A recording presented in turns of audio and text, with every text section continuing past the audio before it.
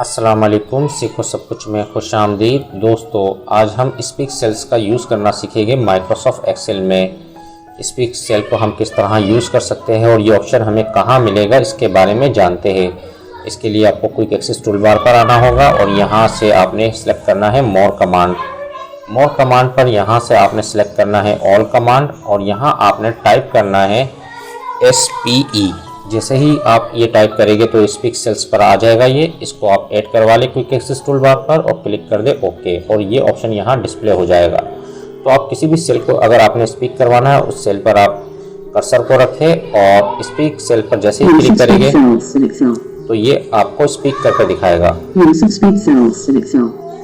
इसी तरह आप इसका बेहतरीन यूज़ कर सकते हैं। इस वक्त ये आप देख सकते हैं कि यहाँ प्रोडक्ट और यूनिट प्राइस दिया हुआ है। आप इन दोनों को सिलेक्ट कर लीजिए और अब आप स्पीक सेल पर क्लिक करें। 8000 mouse 2500 keyboard 6000 LCD 8000 speakers 5000 LCD 8000।